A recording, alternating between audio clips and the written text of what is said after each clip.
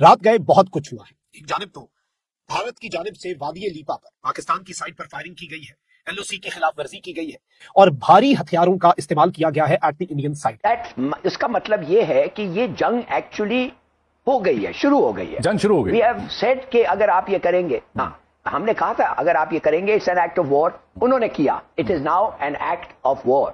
मोदी ये genocidal maniac है, ये नेतन्याहू से कम नहीं है। जंग का ऐलान हो चुका है।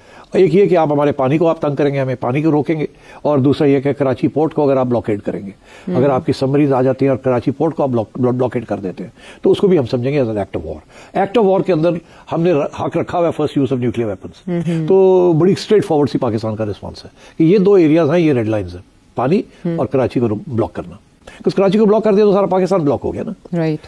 गालिबन गुस्से में है नरेंद्र मोदी, जिस तरह मतलब गुस्से में होते हैं ना आदमी, बिल्कुल गुस्सा, एक वो मतलब है कि इस तरह बोलना, आगे मैं यूं छोड़ूंगा नहीं, अच्छा ये कर दूंगा, फलां कर दूंगा, वो आगे वो बाद में जाके अभी ये कि हमला करो हमला करो हमला करो उस पर चलेगा। और मैंने कहा कि वो बिल्कुल वो इसराइल को कॉपी कर रहे हैं कि यहाँ पे जो है वो डेमोग्राफिक चेंज हो, और किसी सूरत पाकिस्तान ऐसा नहीं होने देगा।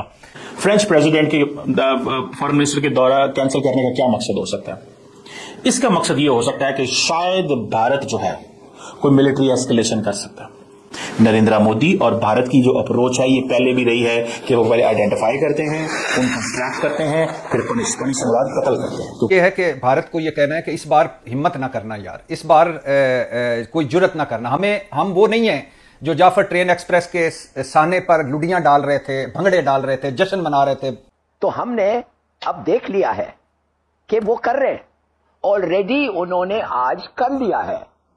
उन्होंने दो जगह पाकिस्तान का पानी को डाइवर्ट किया है या कम किया है। किधर दिखाया? अभी तो 100 बिलियन का इन्होंने अभी वेपन्स जो लिए हैं, ये किसके लिए लिए हैं? ये इंडिया ने ये हर जगह जाके जो तैयारी लगे, किस लिए भाई? ये तो पाकिस्तान के लिए लिया है।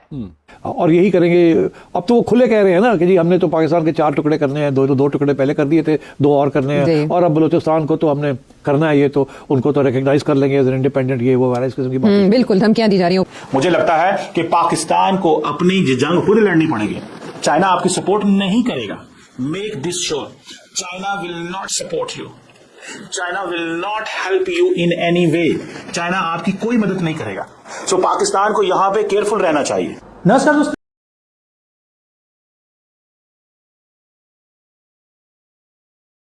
किया है उनको सपोर्ट करने वालों को, मैं कल्पना कर रहा हूं कि उनको इससे बड़ी सजा मिलेगी। बची खुची जमीन को हम मिट्टी में मिला देंगे। वो तो बिहार में हूं या जहां भी हूं जाके पाकिस्तान का नाम लेकर भी और लिए बगैर भी कुछ और ही कॉन्सिक्वेंसेस हमें दिखा रहे हैं। देखिए ये मोदी जो है जैसे आपको पता है, इसको अमेरिका ने रोक दिया था वीजा हासिल करने से। गोचर ऑफ गुजरात। मोदी ये एक जेनोसाइडल मेनियक है, ये नेतन्याहू से कम नहीं है।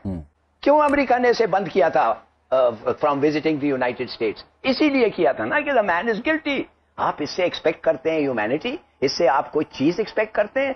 मैं कहता हूं कि अगर इस दफे भी किसी तरीके से बाय सम मिरेकल आप बच जाएं जंग से, आप समझते हैं कि मोदी के इसके रहने में और फिर ऐसे मौके नहीं आएंगे? How many times will you just barely escape war? तो you have to be ready. आप अपने लोगों को समझाएं। क्या इससे बात बन जाएगी या इट्स नॉट इनफ और we have to take some more measures to counter Indian narrative?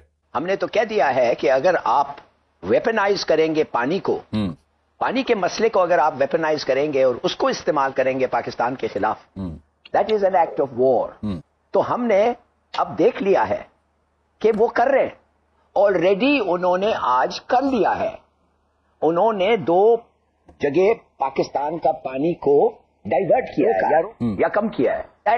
इसका मतलब ये है कि ये जंग एक्चुअली हो गई है, शुरू हो गई है, जंग शुरू हो गई। वी हैव सेड कि अगर आप ये करेंगे, हाँ हमने कहा था अगर आप ये करेंगे it's an act of war, उन्होंने किया, it is now N act of war. अब आप मुझे बताएं कि ये जो जंग शुरू हो गई है ये कैसे लड़ेंगे? क्या आप हिंदुस्तान जो चाहता है उस तरीके से लड़ेंगे कि उनका जो फौज है हमारे से ज्यादा 4 गुना, उनका जो एयरफोर्स है हमारे से ज्यादा 6 गुना, उनका नेवी जो है 8 गुना, यू विल यूज उनके साथ उन कन्वेंशनल वॉर करेंगे कि ऑल वेपन वॉर होगा ये, और खास तौर न्यूक्लियर वेपन्स जिसको आपने बनाया, जिसके लिए आपने घास खाया, जिसको आज तक अगर कुछ चीज आपको बचा रखा है, दैट इज न्यूक्स, वो है न्यूक्लियर। तो आप अब न्यूक्लियर वेपन्स का टाइम क्या है?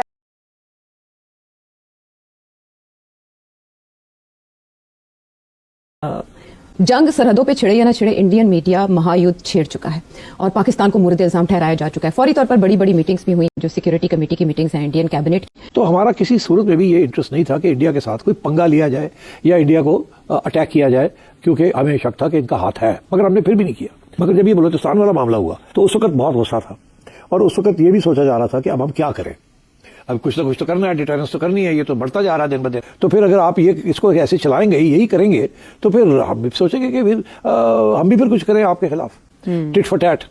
मगर अभी तो उधर बात पहुंची नहीं थी कि टिट फॉर टैट हो जी, और ये मामला हो गया।